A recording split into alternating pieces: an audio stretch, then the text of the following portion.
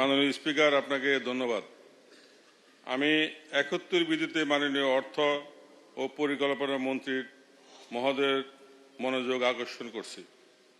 উত্থাপিত বিষয়, কুমিল্লা জেলার আমার নির্বাচনী এলাকা মনোহরগঞ্জ উপজেলার জন্য একটি মেগা প্রকল্প গ্রহণ প্রসঙ্গে মাননীয় স্পিকার, ২০০৫ সালে ৫ই ফেব্রুয়ারি আমাদের গণতন্ত্রের মা, তৎকালীন প্রধানমন্ত্রী, বাংলাদেশ জাতীয়তাবাদী দলের বিএনপির চেয়ারপারসন, আপসহীন নেত্রী মরহুমা বেগম খালেদা জিয়া আনুষ্ঠানিকভাবে ১১টি ইউনিয়ন নিয়ে মনোহরগঞ্জ উপজেলা গঠন করেন।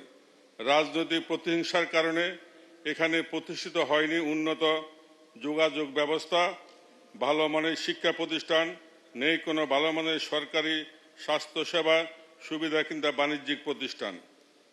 যৌক্তিক দাবি থাকার সত্ত্বেও মনোহরগঞ্জ উপজেলা এলাকায় প্রতিষ্ঠা করা হয়নি পৌরসভা।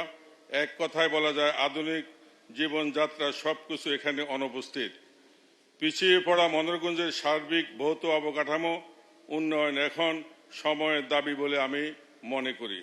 মাননীয় স্পিকার, একটি অঞ্চলের কার্যকারিতা ও উন্নয়নের জন্য অপরিহার্য মৌলিক ভৌত অবকাঠামো উন্নয়ন, উন্নত রাস্তা, সেতু, ভালো শিক্ষা প্রতিষ্ঠান, স্বাস্থ্যসেবা, বিদ্যুৎ এবং সুপেয় পানি এবং নিরাপদ পানির ব্যবস্থা, পরিবহন এবং যোগাযোগ ব্যবস্থার মতো স্থায়ী স্থাপনা।